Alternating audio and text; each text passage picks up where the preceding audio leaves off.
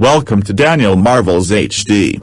Please subscribe and click the bell icon for notifications, so you can get updated on trending gossips, entertainment and news. Hi guys, welcome to Daniel Marvel's HD, and before we start, I want to just let you guys know about something that will help you financially. My dear friends, fortunately, during this hard time of confinement, we can have a little pleasure for ourselves and enjoy sport while staying at home. OneXBet gives you an opportunity to watch sports championships, place bets, and support your favorite teams, and most importantly, win numerous prizes.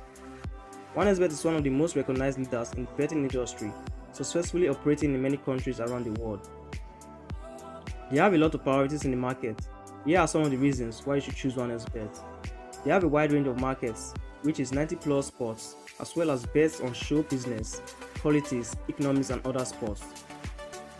They also have iHodds, which you can check it out by yourselves, and for 10,000 plus live streams monthly, a top loyalty program, as well as many promotions and bonuses. They have more than 200 options to replenish your account and to withdraw money. They give fast payments, including cryptocurrencies.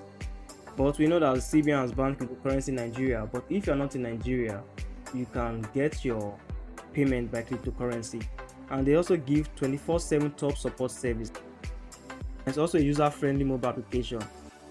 OneXBet has a bet for everyone, so you can head on over to get the best betting odds, a massive lineup of markets, and the most lucrative bonuses in the market. Head to this world-class platform and get familiar with everything that it has to offer.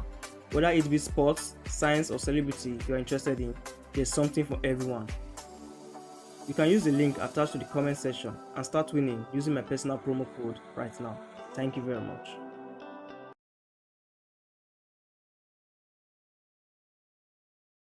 Hi guys, welcome to Daniel Marvel's HD, and this is Daniel Marvel himself. Yeah, this is me in person. And for those of you that don't know, I'm an architectural student. Today we'll be discussing about how architecture is not being appreciated here in Nigeria.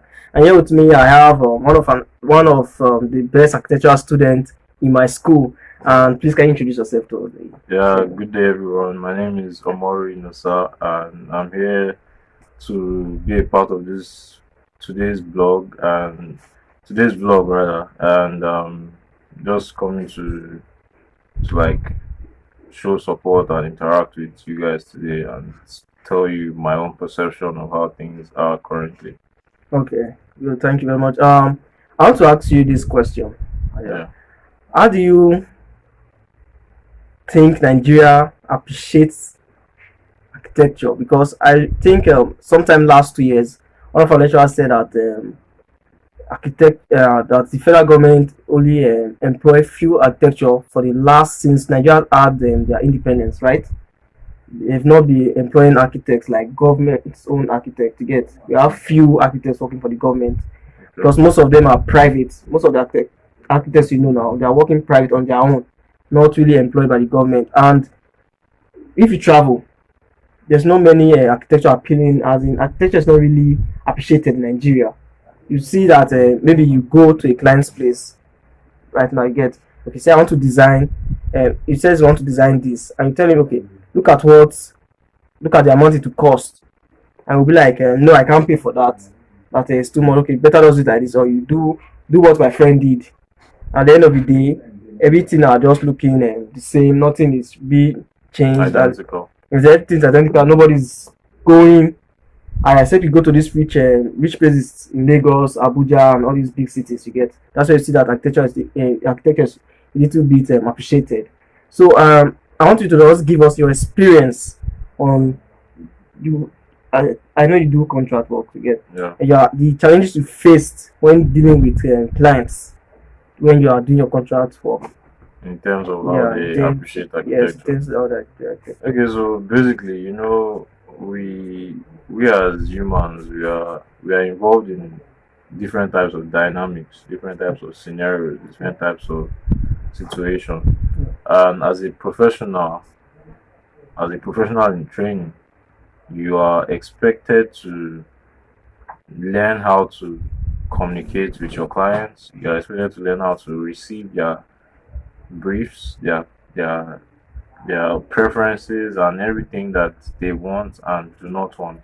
So in all of that, you meet clients that are not nice in their approach, in their manner of approach. You meet clients that are well to do. You meet different clients from various walks of life with different characteristics, different mindsets, um, different status. You get, so it is up to you to determine how you relate with them, because you don't react the way you don't react to a situation the way the action of that situation is being presented to you. You need to analyze, you need to control it, you need to manage it. Because at the end of the day, we are all managers. Yeah. Yes, we're expected to manage time, we're expected to manage machine, we're expected to manage man, we're expected to manage money. So you need to be able to manage man if you are actually a true professional. Because man is also an asset. So your client is your own professional asset. So despite the character of that client, that doesn't mean you start having fallouts with people you are expected to serve and work for. So what me I would say is my own personal experience. I've actually met clients that are actually difficult, but in the real sense, you need to find out what works for that client. You need to find out what that client sees in your style of work that made him to come to you in the first place. You need to understand that person's ability to finance that project.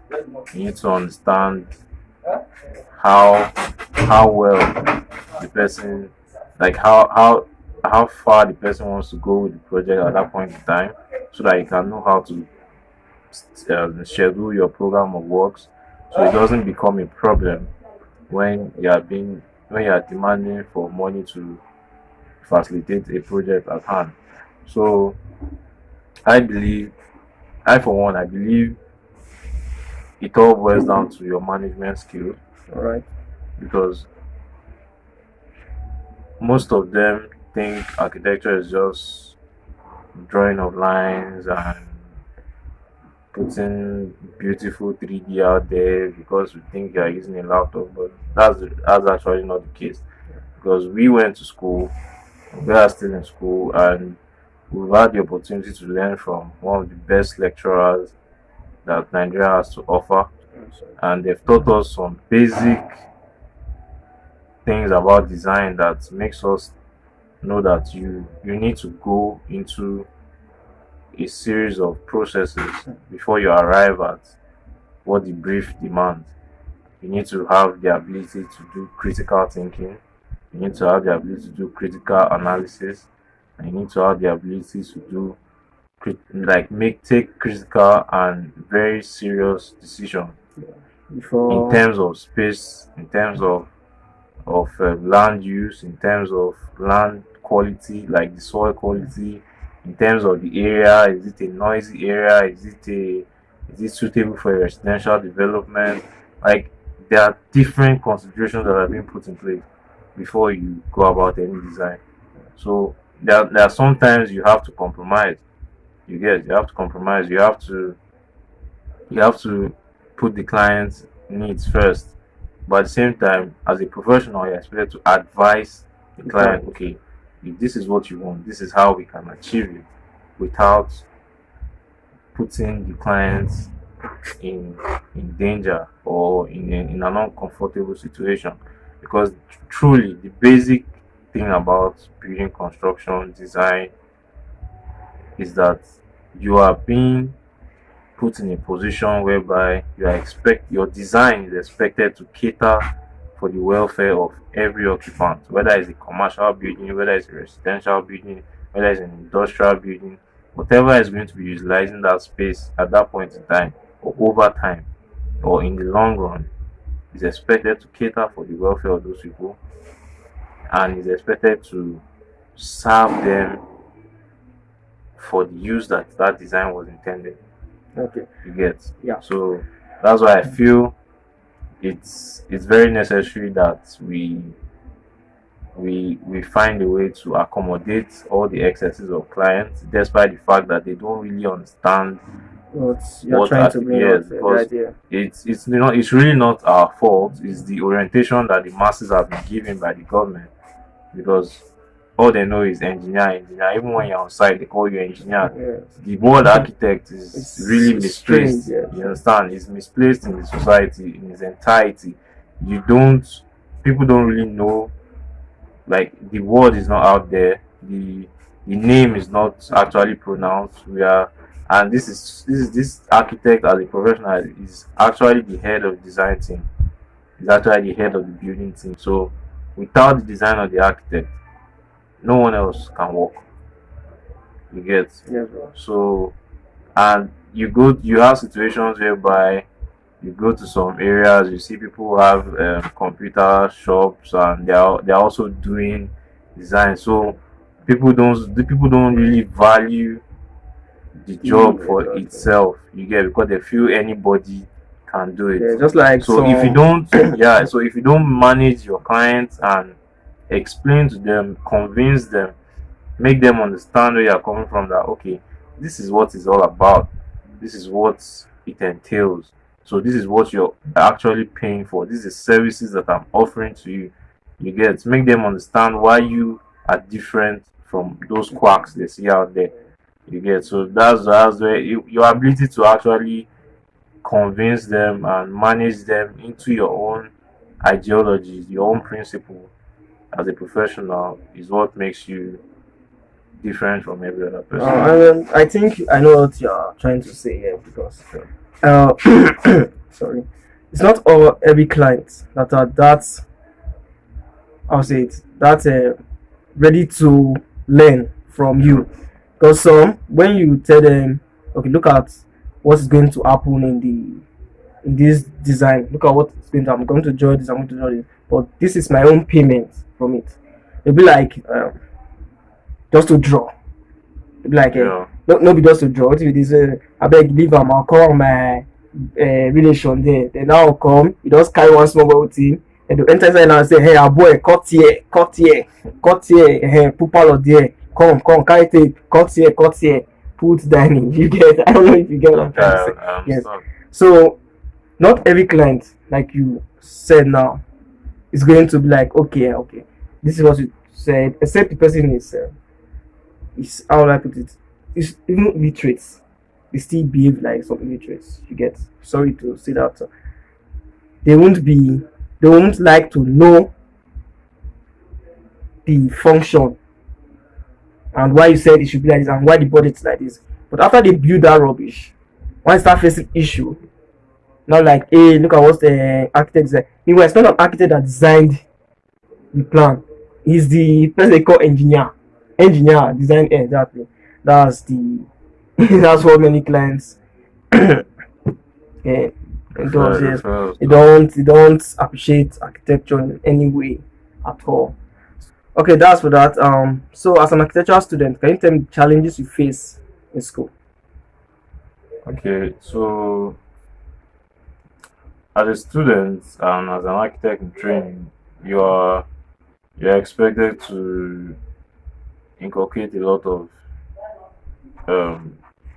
features into your lifestyle, in terms of being able to balance your studio life and your casual life and your every other aspect of your well-being, all at the same time. So it's really not easy, but it's actually achievable if you are well grounded, because everything is all about planning. If you know how to plan your time properly, it helps you flow well in any situation. But basically, one of the many challenges I have come to realize is the welfare of architecture students in general. Like we don't usually we don't usually take our health into consideration because of the workload that comes with it. You see students staying up all night, countless amount of days, trying to work on their project, trying to get their sheets done, trying to make sure the design is complete, and truly no design is ever complete. You get, but Yeah. we try to make sure we do the needful, and it comes at the expense of our well-being to a certain extent, because you tend to neglect some certain key features of your existence as a human being, and it's if you don't balance it, it tends to take a toll on you. That's why if you see some persons they fall sick, some get bedridden over malaria or something, to take time for them. And even during those periods that the person is sick, the person is still thinking about their project, still thinking about their design. It goes to show how many of us are actually engrossed and dedicated to this profession that we have chosen to find to pursue as a career. So that aside, I think another challenge is our method of presentation. You get, Yeah. we as in the age and stage that we are right now in technology globally, we expect that we should like be able to move from having manual presentation to digitalized presentation. Like it doesn't necessarily mean that the transition has to be rapid. It's something that we can inculcate gradually, because everything requires planning, everything requires processes. So you don't just do it at once. It's something you need to plan towards. It's something you need to actually project forward as a body. So I think if we can actually like see reason with that and try to inculcate the habit of digitalizing presentations for jury, for for um, for your design projects, for your presentation drawings and all that, it will really go a long way in helping us prepare for a technology driven environment that is out there waiting for us. You get, because nobody will tell you to come to their firm or to come and bid for a contract, and you're coming with papers and you're coming with inking pens and shit. So you don't, although it's all part of the training. You need to master the manual before you can master the digital. But it gets to a certain level of your training, you are expected to actually utilize these experiences. You're expected to make use of these ideas that you've been able to gather over the year. And it will really go a long way in helping us move ahead in the ladder of training. Another challenge, I think it's actually a general challenge. It's not just peculiar to architecture students. It's the aspect of power supply, because we tend to use light a lot, and you find yourself spending so much amount on fuel and making sure you have enough fuel to power your generator set, so that you can have lights to work on your papers, you can have light to work on your sheets and your project, you can have light to work on your model. So when you look at all these things, they are actually posing as obstacles. But as determined as we all are in life and in where we are going to as a collective body, we tend to make sure we do the needful to get the results that we want. So challenges will always come, and it's left for you to decide how you want to handle them. Like I always tell people, there's always a solution to every challenge. You get, there's no challenge that lacks solution. You get, so there's always a solution. Yeah. So that's my take on challenge. So, bro, thanks for that. The next question I want to ask you is that how do you make up with time when you are given 2 months to prepare for a jury? and you do your assignments, come to other classes. I don't understand you getting me. Yes. Yeah. How do you cope with your jury? Why come to class? Doing other assignments which requires drawing and other assignments which are practicals which you need to attend. And still have to go home to see draw. It's like every semester your life is about the paper. Not even more, I'm not talking about the money aspect now. The paper like your A2, your A3. You are spending on family. Like architecture is like your wife that you are spending on. So how do you cope with those things and still make up the time for your jury and still present more than 50 papers? Okay. Thank you. So first of all, it's actually part of the lifestyle. It's part of the rush. It's part of the zeal to get job done. You get, because school is expected to prepare you for your work, like the industry itself. You get, because you definitely meet the more difficult deadlines than the ones you are facing in school. You definitely come to work with much more intense clients that will need the job to be done in a very short amount of time. You get, so it's actually part of the training.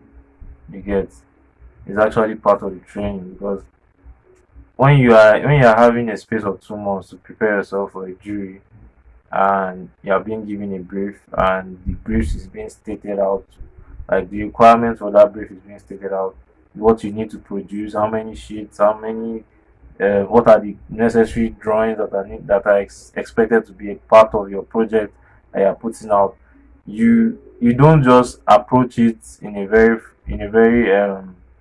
Just rush. frivolous, no, in a very frivolous manner, like I'll just be doing it as I can. No, you need to plan. That's why we are architects. That's why we have the ability to do some very critical thinking, and we know how to analyze situation. So what me I do in my own case, I come up with what I call a design schedule. Same way you have program of works for your construction purposes when you're handling a construction project. Yes, yes. So I come up with a design schedule where I tell myself, okay, in a day I'm doing this amount of sheets. You understand me? There are some sheets that will actually take you more than a day. So when you get to that particular sheet, you know that okay, this sheet is going to take me 2 days. This sheet is going to take me one day. This sheet is going to take me, okay, these two sheets combined are going to take me 3 days. So you will have to like write it down, schedule it down, and say, okay, this is the calendar. This is how I'm going to go about all these things. So you have to plan your time. You have to manage your materials. You have to manage your schedule, because trust me, there'll be times when you feel like you are not meeting up with that schedule. So you have to like work overtime. You get, but Both in class both in and class, at home. and at home, because there will always be a situation whereby you feel like there's no time. And trust me, there is never enough time. Even if you are given 10 months to prepare for a jury, you still will feel like there's no much time.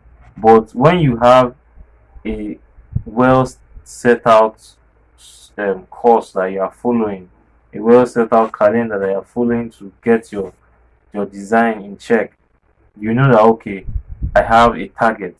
I'm supposed to do this today, I'm supposed to do this tomorrow, I'm supposed to do this throughout this week, I'm supposed to do this next week. So you have a pattern that you are following. So that will definitely help, because it actually does help me in getting job done. So I believe as as time goes on, you'll be seeing that okay, your sheets are actually coming out, your work is actually making progress, as long as you judiciously follow through with those. So how many um, hours does it take to sleep a day? then I've actually gone 48 hours without sleeping Wow. on one occasion.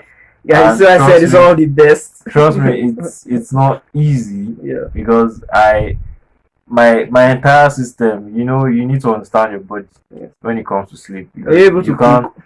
you can't I had to do takeout at that point in time. So because truly you can't kill yourself. You just need to understand how much pressure your body can take and how well you can handle pressure. Because there is, like I said, there will always be insufficient time, Yes. whichever way you look at But you it. still need to eat But you still to need to get eat. the strength. Yes. Yeah, To get the you strength. need to eat. You need to sleep. You need to shower. You need to Can't cheat you need to nature. take care of yourself. Yeah. You get so as at the end of those 48 hours, I was already like because I didn't sleep and I went to school. So I was in class immediately after we had our last class that day.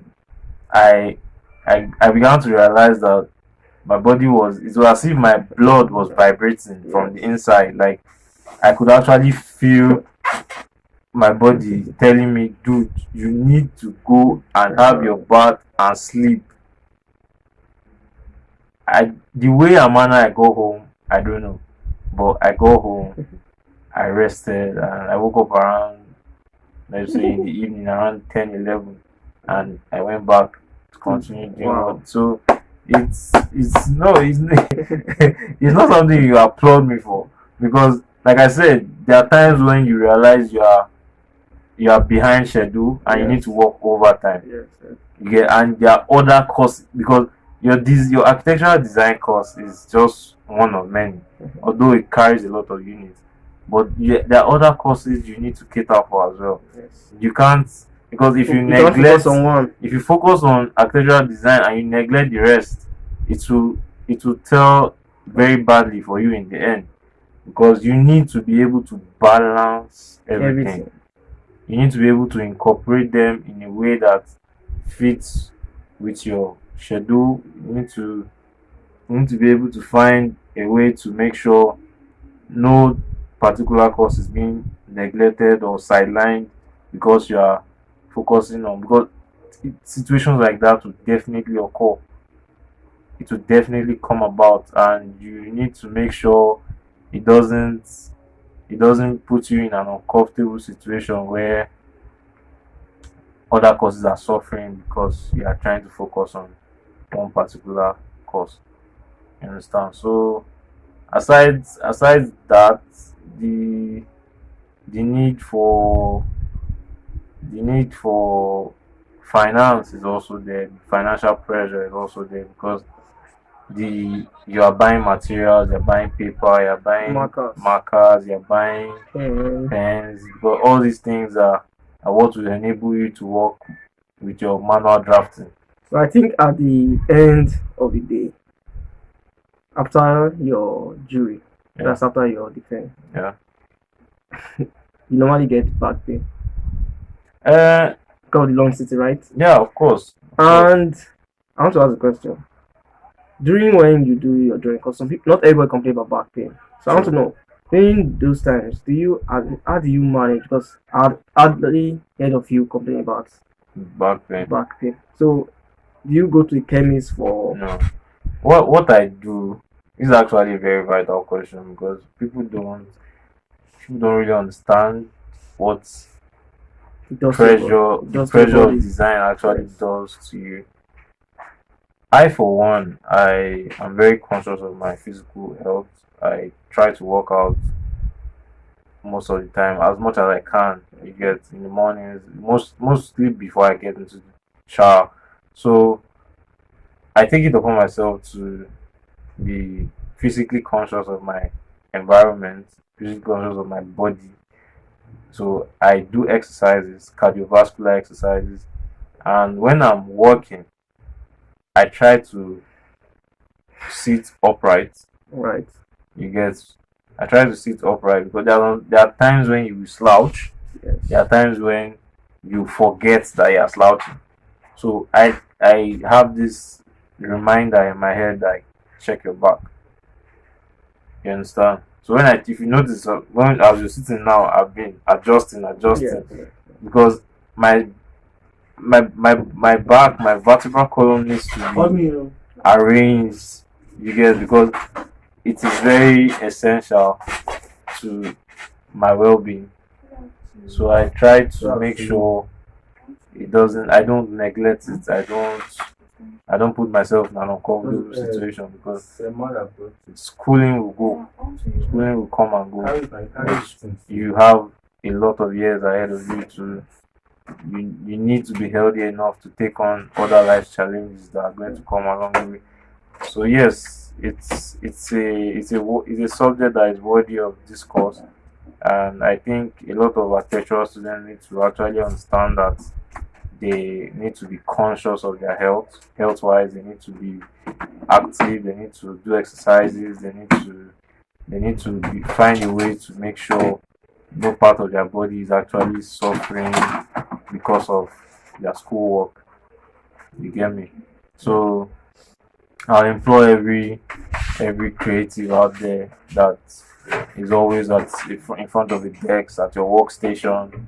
Try and make sure your back is not suffering.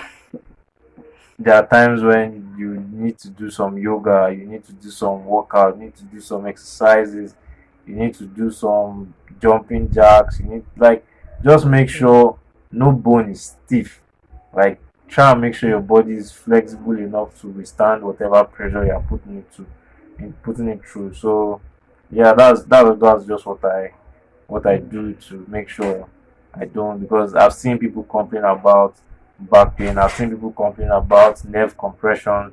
It's not a funny experience. You get me? It's really not a funny experience. These are things that put people down. You get me? And So affects them in their old age. yes, exactly. In their 60s, 70s, 80s, and they really can't do too much at that point. So it's really essential that we find a way to make sure our health is top notch, is intact, and also try to relax when your body needs to relax, because we are not machines, we are living entities. You get me? Yes. So you need to give to Caesar what is Caesar, And give to and God. give to God what is God. So That's true. you don't find a situation of imbalance. You need to balance. It's all about balance. Okay, guys, you hear that? It's all about balance. Always learn to adjust yourself. As in, if you don't have the power to continue what you're doing, try to relax, rest. It's not running, because you need to be alive to make money. You need to be alive to finish school, and you need to be alive to enjoy the money you are making. I don't know. Yeah. So guys, you heard it from him. On to the next question. So guys, as I was saying, NEPA, they don't take the light too. So I'm still feeling difficulty here also. So I have a question to ask also, bro. What is the advice you would like to give to those trying to study architecture in the higher institution?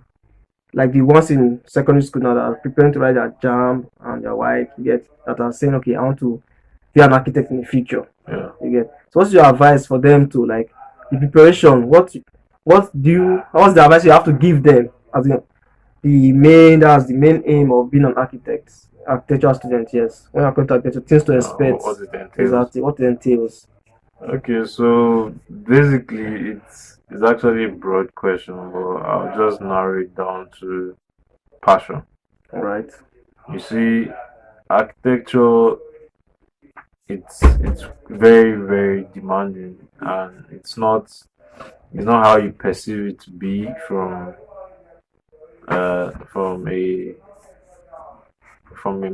mindset of a, let's say, a secondary school graduate.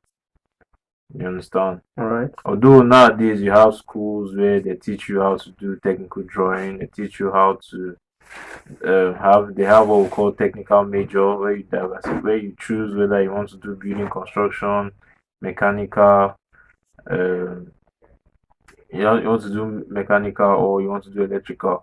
So they call it applied elect. You get building construction, applied elect, and mechanical. So you choose which of those three tech majors you want to specialize in.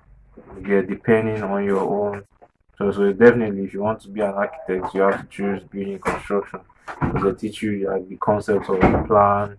They teach you how to develop elevations from just the plan and the brief that comes with the question.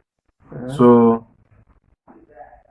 and those are just in some special secondary schools where those comprehensive secondary those schools, technical schools. technical schools where they have that. But when you are coming from a place where that is not a norm, you have to prepare your mind that this is what I want. You have to prepare your mind that I have a passion for this profession.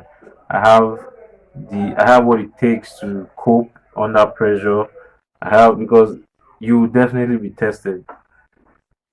The workload will test you to stretch your ability to actually to make you find your potential. yeah, like it will test your ability to handle situations that you are not used to. You get so if you are not if you are not well grounded in the sense that you know what you want, you know what you have a passion for, you know where you want to be, you know what where do you see yourself in the future. You get you have a situation whereby you are falling out with where you have found yourself. You think the stress is too much, you think you can't cope, you think everything is just against you. So what I'll tell you is go for what you are passionate about. You understand? Go for what you are passionate about. Make sure you prepare your mind for the worst scenarios and you pray for the best. So another thing I also tell them is make sure you plan your time. Make sure you balance your lifestyle with your studio life. Make sure you understand everything that is being taught by your lecturers, by your superiors, by your senior colleagues. Wherever you don't understand, make sure you meet people, ask questions, ask a lot of questions. Make that is one of the key. Like they say in Nigeria, who asks questions not the lost. Exactly. You understand? So make sure you ask a lot of questions. Don't think you know everything. Whatever you knew from where you're coming, hold that to one side and acquire fresh knowledge. You get add it to what you knew before. Don't come and do what we call I too know. You get come with an open mind, come with an ability to a desire to learn. Yes, you should be calming down. Yes, you should be calming down. So it doesn't overwhelm you, so people don't see you like you are too forward or too relaxed. Like Overconfidence. Yeah, be in the know at the same time be willing to know. Yes. So I will really tell people it's really not rosy whether you want to be an architect, you want to be a doctor, you want to be a lawyer, you want to be an engineer. You have to put in the work.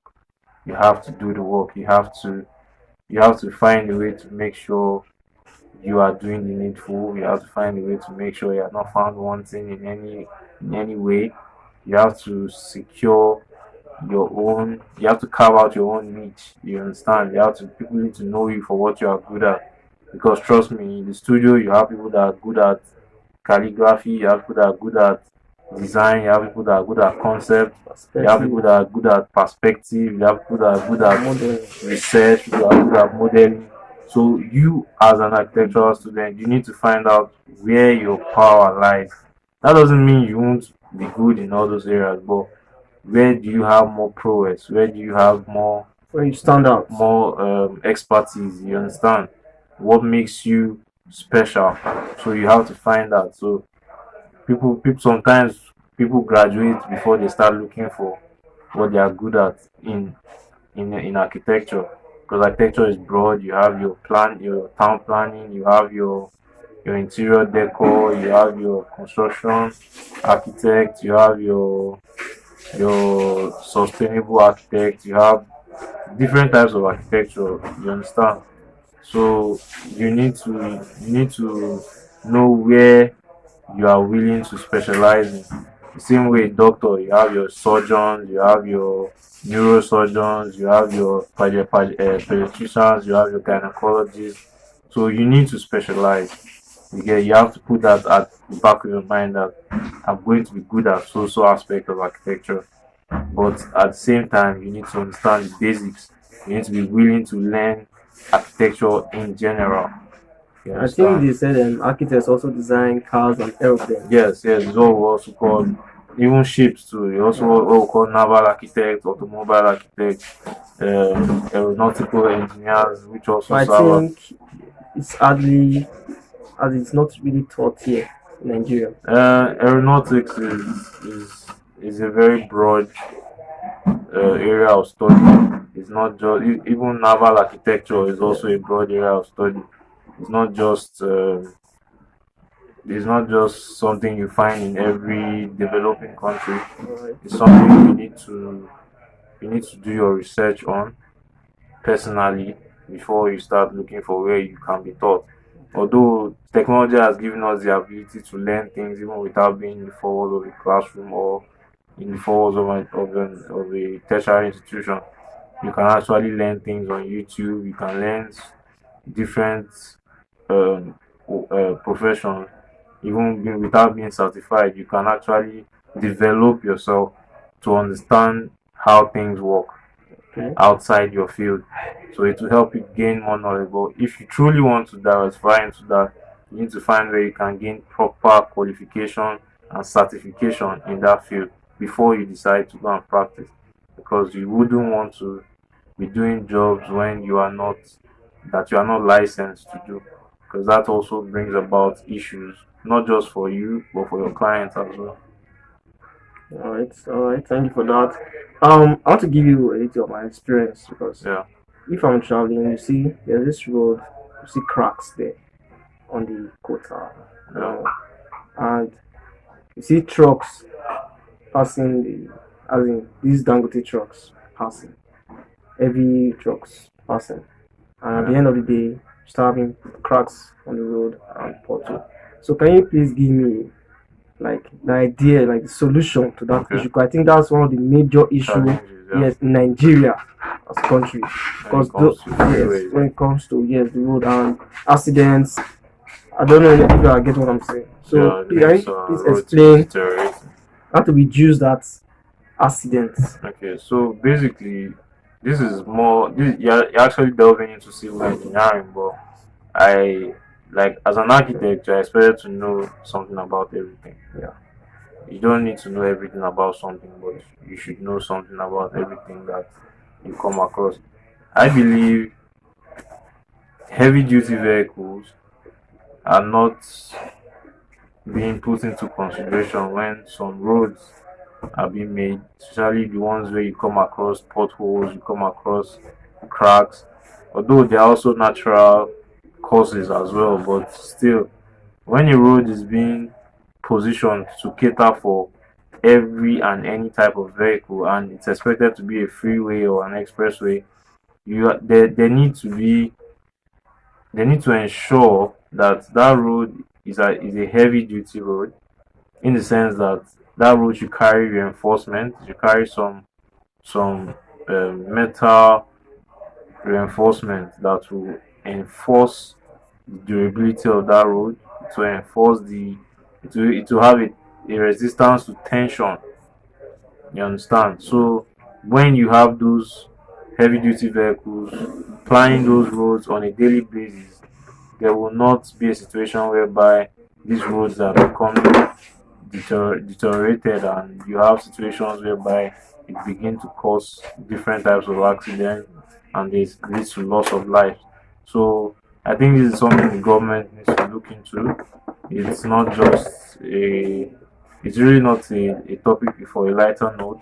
It's something that has actually caused a lot of family pain and it's not something you just like sit out and just look at it in a very trivial manner and just say it happens. No, it doesn't. It's something that they should actually work on. It's something they should find solution to in the sense that people are actually losing their lives because of these roads are not well maintained. Because production is one thing, maintenance is another. These roads lack maintenance.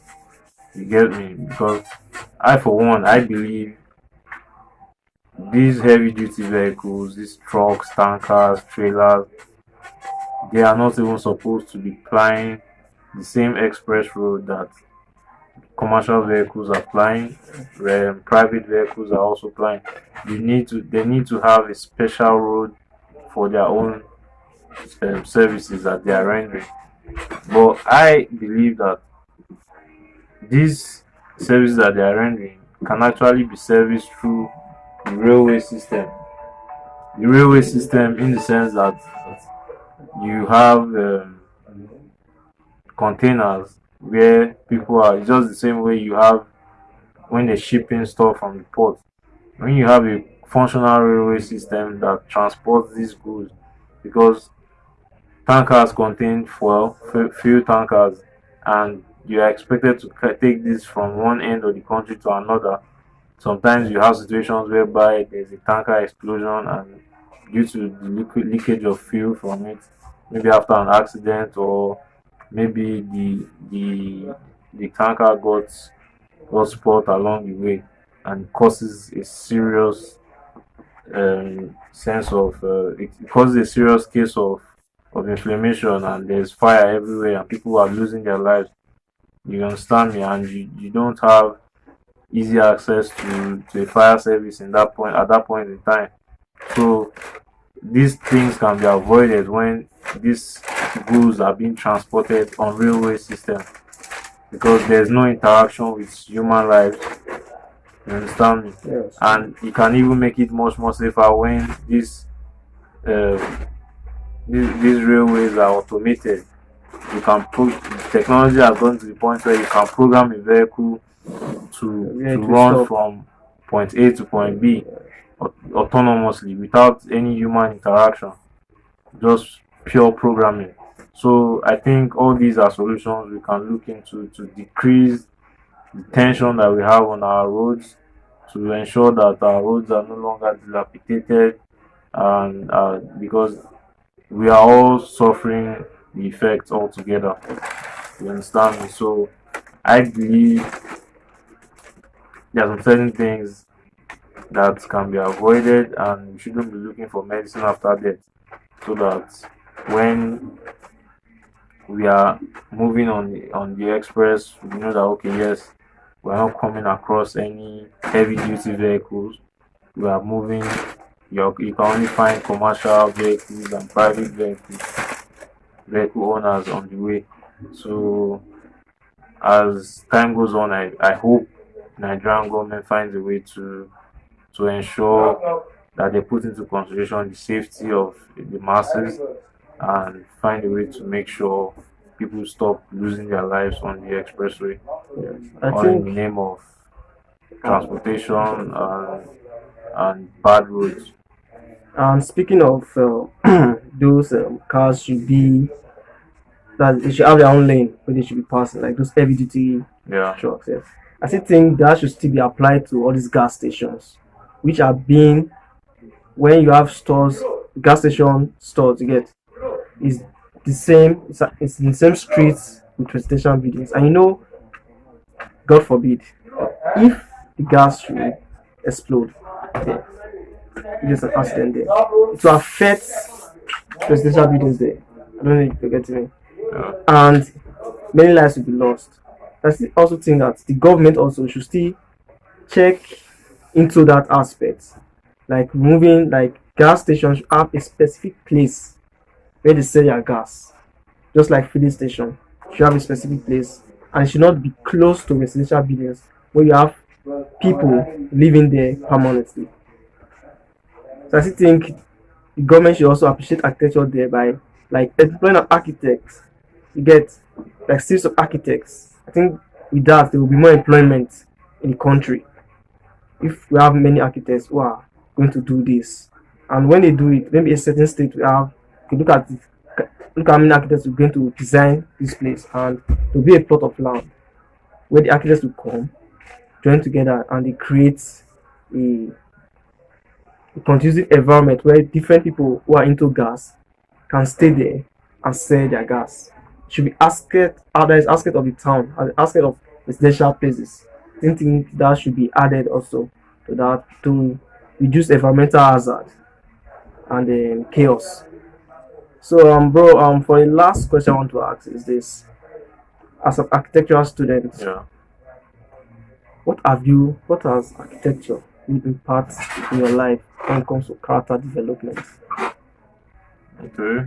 This is it's actually a it's actually a mutual situation in the sense that architecture has added to me, and I believe I'm adding to my own sense of architecture in the sense that I know what I want to achieve with architecture, and I know what architecture has given to me as a human being and as a professional in training. Excuse me. So I believe that my my ability to present myself in any situation has really helped me in architecture. But I'll also say that the knowledge I've been able to acquire over the years from my wonderful and intelligent lecturers that have taught me over the years is really commendable, and I know that without them, without their input in my learning process, I wouldn't have been able to understand so many things. Without their assignments, without their take home research and all that, there are certain things that I wouldn't have been in the know about. So I, for one, think architecture has really disciplined me. Architecture has groomed me. Architecture has given me a platform to express my creativity. Architecture has given me the sense to interact with people beyond, like, out of my comfort zone, because it has shown me how to handle clients, especially the ones that don't really appreciate architecture for what it is. It has given me the ability to be diplomatic. It has given me the ability to relate with people outside my peer group and understand their demands, understand their wants, their needs, and be able to, like, cater for these needs without compromising the standard of design. You understand? So it has really given me a lot to work with, and I'm really grateful for that, because it's really been a long time coming, and it's not something you do in a day. It's not knowledge you acquire in a day. It's a process you need to work with. It's a process you need to move along with, to ensure that whatever you're doing is worth doing well. You get. So I believe architecture has played a very, very major role in my life, and in terms of patience, architecture has taught me to be very patient, because there are times when your work is not coming out the way you want it to come out, the design is not coming out the way you want it to be. You end up redoing it, you end up redesigning, you end up like going back to the sketch pad to do another design, another concept, just to make sure it's functional. And especially if the lecturer, I think, uses bio to touch your paper. Yeah, of course. That it's all part of the learning process. You need to understand that aspect. You need to understand the idea of constructive criticism. Yes. You understand? It's all to help you grow as a student. It's all to help you grow as a professional. It's all to help you to inculcate the habit of understanding that your design can be criticized by anybody, and you need to apply that criticism into your design and look for what is it that you need to work on and work on it accordingly. Do you understand me? So that's the way I see things, and I believe that has really helped me because I believe no design is perfect. You get me? No design is perfect, and the more you go higher in architecture, the more you realize that it has helped a lot in my ability to receive constructive criticism and apply that into my area of expertise, which is design, of course. So it has also given me a certain level of patience, a certain level of understanding when it comes to receiving other people's ideas, because there will always be other people's ideas concerning your work, because no design is perfect, you understand? So you need to be able to receive people's opinion and pick what you need to apply into your design, because not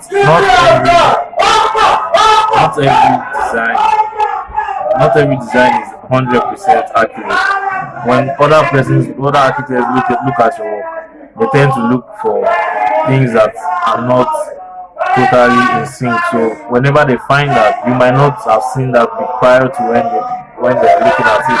So they show you what you should work on, they show you what you should correct, and all those stuff. So it's very essential that you learn to receive criticism, because that's a very vital part of architecture.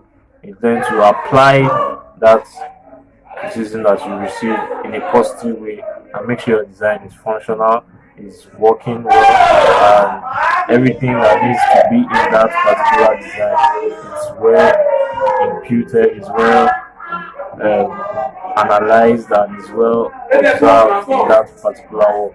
So you need to be open-minded, basically, and don't take any pattern of criticism. Don't take offense to it, because some people will not be constructive with their criticism. Some people they might not know how to convey their opinion to you. So it's left for you to actually pick out the message that they are trying to pass across to you. I also believe architecture has given me the ability to develop myself research wise, because you can't just stick to one particular sense of style. Yeah. You need to develop yourself, you need to improve yourself, you need to try to be better than you were yesterday, you need to try to be better than you were the year before. So that zeal to be better and to improve has always been there for me, and architecture has given me a reason to always do that year in, year out. And I just want to let people know that as long as you are passionate about what you do, you just have to keep on developing yourself, because self-development is something that is very essential in any line of work, regardless of what you are into. So yeah. All right. Thank you, bro. Sorry guys. I know you guys must have heard that background noise. I'm in the student area, so that's one of the things we face as a student, and that's why I don't normally upload videos sometimes, because sometimes I want to upload a video, but the noise, and the noise is so distracting that even if you try to edit, you can still hear them from the background. This is one of the challenges while I'm in school. I can't upload every time, so sorry for that noise. They are shouting. I think someone just came and they're just shouting and happy to see our love. I know it's been long. The lockdown took many things from us, the joy, the happiness, everything. Everybody was at home trying to struggle, and now seeing people we haven't seen for over a year now. I think it's almost a year now, right? Since when we went. Yeah. True, yeah. So the happiness has the joy there. So sorry if that background noise was an alteration to you. I'm very sorry. And so please, you have heard it from one of the best students. I'm not the best too. I'm the humble learner. Yeah, but in our department, you're one of the best, because many people still meet you for. The thing is, learning is consistent. Learning doesn't stop. Yes, you're also learning too. Yes, the lecturers are learning too. The ones who PhD are learning too. Me, I'm also learning too. I'm still like a kid in architecture. I'm still learning, even though this guy is good. It's only YouTube. So I'm really thankful for this. And, it's my pleasure. Thank you for. So guys, you've heard him. If you're an architectural student, I know you can relate with this. And if you're also a student in Nigeria, you can also relate with this, because I don't think architecture is only course in the university where you spend money. As a student, you spend money, those food stuff you buy, and then do your assignments, steal money because they are always charging, increasing it. And as we came back to school, they are also increasing prices for us, transportation, everything. We also facing challenges in Nigeria. I'm also facing challenges in Nigeria. Forget I'm a YouTuber, so I'm also still facing challenges in Nigeria. I'm still paying. And apart from the payment in school, if you are living off camp like me now, you have to still pay for lights, pay for water, every challenge you are still facing there. And our parents are trying, yes, our parents are really trying, but these are one of the challenges we face. And when you face all these kinds of things, you will be thinking, how on earth can I still focus on school? Because I'm still giving assignments, expected to come to school in the morning, and as you're in school, you're also thinking, what would I eat when I give back home? Because you are the only one staying alone, you get. So those are also some of the challenges we face as students. So thank you for watching this video, and I really appreciate it. And please, if you are new here, don't forget to hit the bell subscribe button, and also hit the bell notification for also hit the bell icon for notification, so as soon as I drop any new video, you first to know about it. Because you guys know I'm known for dropping trending gist, celebrity gist, Nigeria, and other funny stuff. So thank you very much for watching this video, and thank you very much, bro, for coming. Thank you very much. I really appreciate it. So bro, thank you for watching. Please don't forget to subscribe if you are new here. Thank you very much. Peace. Thanks. Don't forget to hit the like button if you enjoyed this video, and click on the red subscribe button if you haven't subscribed yet. And please, don't forget to click the bell icon for notifications. Thank you.